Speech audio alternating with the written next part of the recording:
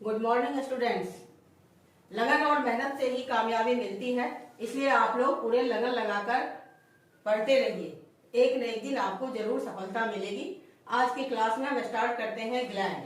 आज हम ग्लैंड पढ़ने वाले हैं। चलिए सबसे पहले हम जानते हैं कि ग्लैंड क्या है, किसको ग्लैंड कहते हैं। तो कोई भी सेल, कोई भी टिश्यू जो कुछ न कुछ सीक्रेट करता हो, जिससे कुछ न कुछ रिलीज होता हो, उसे हम ग्लैंड कहते हैं। Any cell,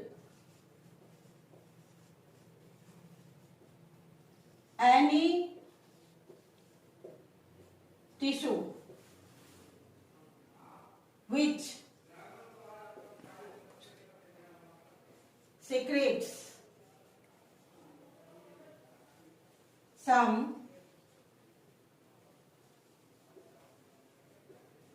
secretory products called as gland. Any cell, कैसा सेल? Living cell. कैसा सेल? Living cell. कोई भी लिविंग सेल या फिर कोई भी लिविंग टिश्यू विच सीक्रेट्स, जो कुछ न कुछ रिलीज करता हो, सीक्रेट करता हो, secretory products called as gland, उसे हम ग्लैंड कहते हैं। क्या ये ग्लैंड प्लांट्स में भी पाया जाता है, या सिर्फ वर्टिब्रेट्स में पाया जाता है, या सिर्फ इनवर्टिब्रेट्स में पाया जाता है? तो आंसर होगा ये ग्लैंड वर्टिब्रेट्स में भी पाया जाता है, इनवर्टिब्रेट्स में भी पाया जाता है, और प्लांट्स में भी पाया जाता है। तो आज के क्लास में जो हम पढ़ेंगे वो हमारा टॉपिक है इंडोक्राइन ग्लैंड्स। तो इसलिए हम इंडोक्राइन ग्लैंड्स चूंकि वर्टिब्रेट्स में पाया जाता है और कुछ इनवर्टिब्रेट्स में भी पाया जाता है, लेकिन हम वर्टिब्रेट्स में जो इंडोक्राइन ग्लैंड्स पाए जाते हैं, ह्यूमंस में जो इंडोक्राइन ग्लैंड्स पाए जाते हैं, उसके बारे में पढ़ेंगे। तो ये ग्लैंड प्लांट्स में भी हो सकते हैं, एनिमल में भी हो सकते हैं। एनिमल में जो जिनका की ऑर्गेनाइजेशन हायर लेवल है, उसमें ये ग्लैंड काफी डेवलप होते हैं। तो ग्लैंड कुछ और नहीं है, ये एक सेल ही है या एक टिश्यू हो सकता है जिससे कुछ न कुछ सीक्रेट होता है, और जब सेल सिक्रीशन करने लगता है, सेल से कुछ न कुछ रिलीज होने लगता है, तो वही सेल ग्लैंड कहलाता है। सभी सेल ग्लैंड नहीं कहला सकते हैं, वही सेल ग्लैंड कहलाएगा जिससे कुछ न कुछ सिक्रीशन होगा, निकलेगा। फॉर एग्जाम्पल, आपके स्वीट ग्लैंड, कहते हैं कि आपके बॉडी से पसीना निकलता है, तो ये पसीना कहाँ से निकलता है? स्वेट ग्लैंड से निकलता है। मेमरी ग्लैंड मिल्क का सिक्रीशन करता है। सलाइवरी ग्लैंड सलाइवा का सिक्रीशन करता है। तो इस तरह ढेर सारे आपके बॉडी में, मायोबियन ग्लैंड जिससे ईयर वैक्स निकलता है, नाक में म्यूकस ग्लैंड होता है, म्यूकस निकलता है, आंख से टीयर ग्लैंड, टीयर निकलता है। तो इस तरह ये सब जो कुछ न कुछ लिक्विड फॉर्म में या सॉलिड फॉर्म में आपके बॉडी से बाहर सीक्रेट होता है, तो वो सेक्रेटरी सेल्स उसमें भाग लेते हैं, और उसी सेक्रेटरी सेल्स को हम ग्लैंड कहते हैं। अब तो आपको समझ में आ गया होगा कि व्हाट इज ग्लैंड। ग्लैंड क्या है? Glands are nothing but only the living cells और tissues which plays a major role in the secretion of some chemicals to, किसके लिए? या तो किसी बायोकेमिकल रिएक्शंस को इफेक्टिव बनाने के लिए, या फिर किसी वेस्ट पदार्थ को बॉडी से बाहर निकालने के लिए ये ग्लैंड का रूप, ये ग्लैंड में मॉडिफाइड होते हैं। तो अब हम समझ गए कि ग्लैंड किसको कहते हैं। अब ये ग्लैंड कितने तरह के हो सकते हैं? ये ग्लैंड 2 या 3 तरह के हो सकते हैं। इसको हम डिवाइड करते हैं। चलिए, ग्लैंड आर ऑफ 3 टाइप्स। पहला एक्सोक्राइन ग्लैंड, एक्सोक्राइन ग्लैंड, दूसरा एंडोक्राइन ग्लैंड और तीसरा mesocrine gland. Exocrine, endocrine and mesocrine. तो ये किस आधार पर इसका डिवीजन किया गया है? ऑन द बेसिस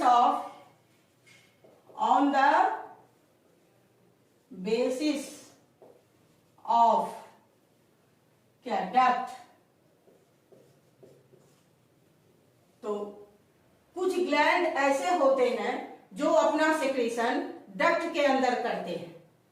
जहां से सिक्रीशन होता है या तो उसी जगह अपना इफेक्ट दिखलाता है या उससे थोड़ा दूर जाकर अपना इफेक्ट दिखलाता है, लेकिन ये सिक्रीशन जो फ्लो करता है, जो निकलता है, वो विथ डक्ट के थ्रू निकलता है। जो डक्ट के थ्रू निकलता है वैसे ग्लैंड को हम एक्सोक्राइन ग्लैंड कहते हैं। तो एक्सोक्राइन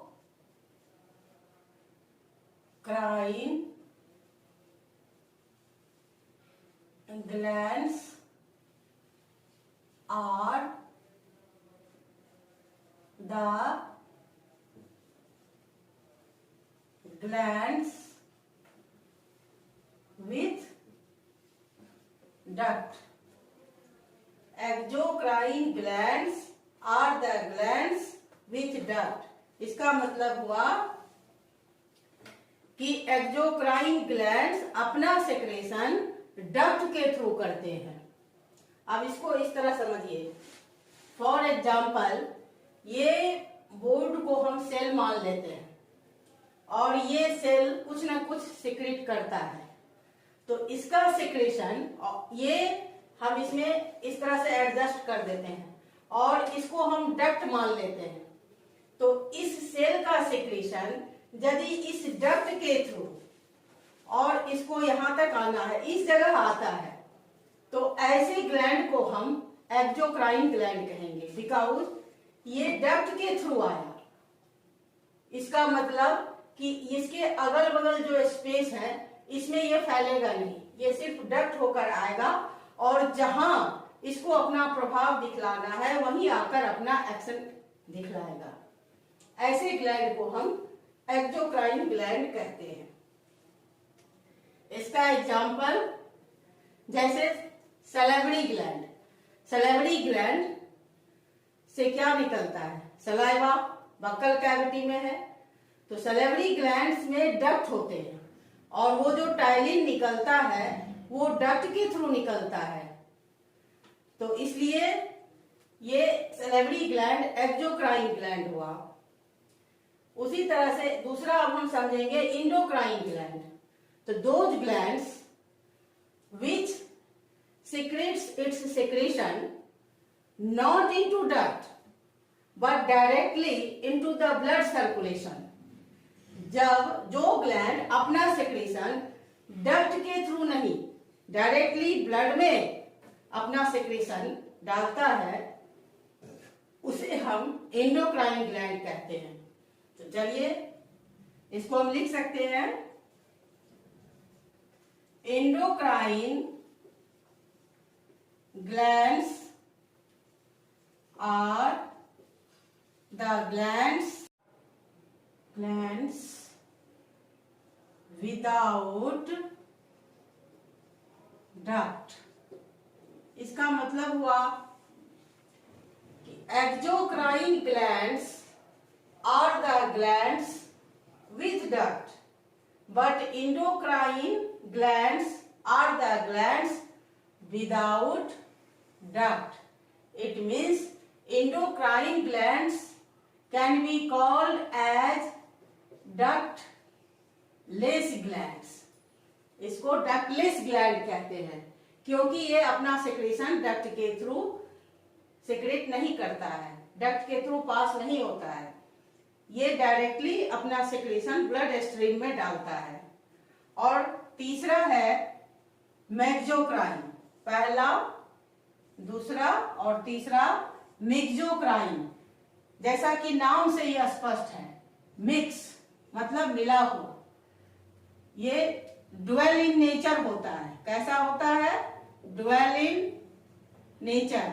ड्वेल का मतलब हुआ कि ये ग्लैंड एक्सोक्राइन भी है, एंडोक्राइन भी है। हमारे बॉडी के अंदर कुछ ग्लैंड्स ऐसे हैं जो एक्सोक्राइन भी है और एंडोक्राइन भी है। तो ऐसे ग्लैंड्स को हम मेसोक्राइन ग्लैंड कहते हैं, या हम इसे हेटेरोक्राइन भी कह सकते हैं। इसे हम हेटेरोक्राइन भी कह सकते हैं। इस तरह ग्लैंड्स 3 तरह के हुए, एक्सोक्राइन, एंडोक्राइन एंड मेसोक्राइन या हेटेरोक्राइन कह सकते हैं। एक्सोक्राइन ग्लैंड्स विथ डक्ट होते हैं, एंडोक्राइन ग्लैंड्स विदाउट डक्ट होते हैं, मेसोक्राइन आर बोथ इन नेचर, दोनों होते हैं। अब नेक्स्ट डिफरेंस हम समझेंगे कि जो एक्सोक्राइन ग्लैंड्स हैं इसके सिक्रीशन को हम क्या कहेंगे।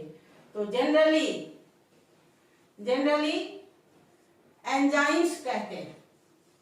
जो एक्सोक्राइन का सिक्रीशन होता है उसको जनरली हम क्या कहते हैं? एंजाइम्स कहते हैं। और जो एंडोक्राइन का सिक्रीशन होता है उसको हम लोग जनरली क्या बोलते हैं? हार्मोन्स बोलते हैं। और जो मेसोक्राइन है ये दोनों चीज रिलीज करते हैं अलग अलग समय में, एंजाइम्स एंड हार्मोन्स बोथ।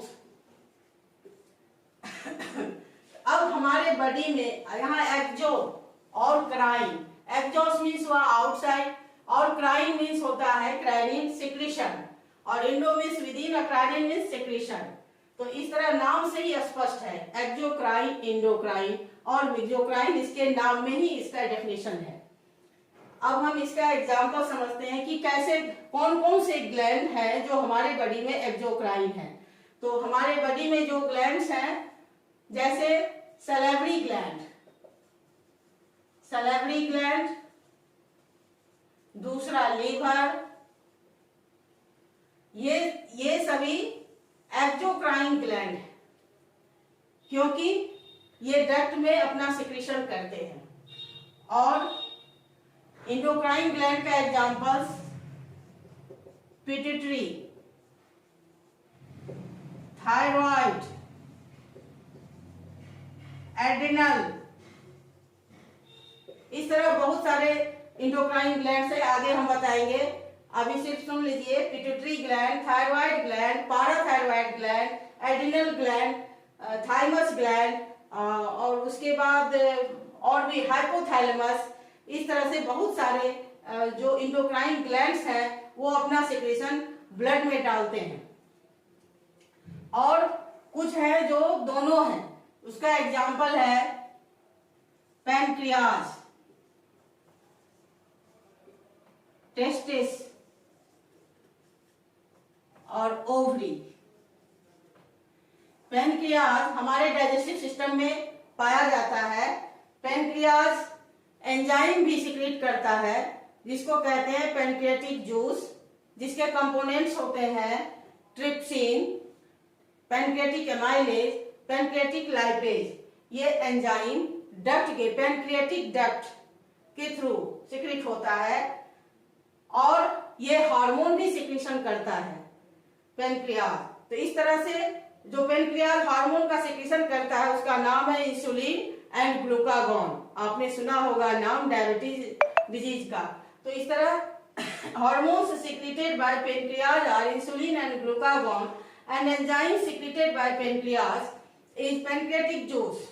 तो इसलिए ये ड्वेल इन नेचर है, इसलिए पैनक्रियाज को हम कैसा ग्लैंड कहेंगे? मेसोक्राइन या हेटेरोक्राइन।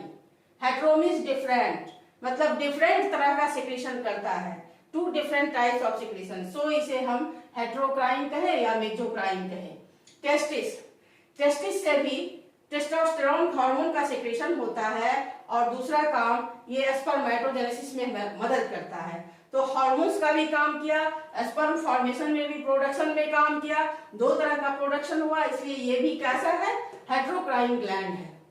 ओवरी, इससे भी एस्ट्रोजन हार्मोन का सिक्रीशन होता है और ये भी ओवम फॉर्मेशन में, ओजेनेसिस में मदद करता है। ओवम प्रोडक्शन में हेल्प करता है, इसलिए ये भी क्या हुआ, हेट्रोक्राइन ग्लैंड हुआ। तो इस तरह आप आज के क्लास में ग्लैंड समझ गए होंगे और ग्लैंड के टाइप्स और तीनों में डिफरेंस क्या है और इनके एग्जांपल्स भी आप समझ गए।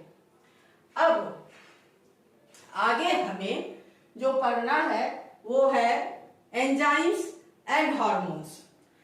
एक्सोक्राइन ग्लैंड से जो कॉमनली सिक्रेट होता है उसे हम एंजाइम्स कहते हैं, और इंडोक्राइन ग्लैंड से जो सिक्रीशन होता है मोस्टली उसे हम हार्मोन कहते हैं।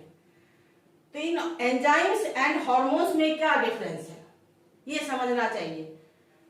All enzymes are proteins but all proteins are not enzymes, क्योंकि जितने भी एंजाइम्स हैं सभी प्रोटीन्स होते हैं, लेकिन सभी प्रोटीन एंजाइम नहीं हो सकते।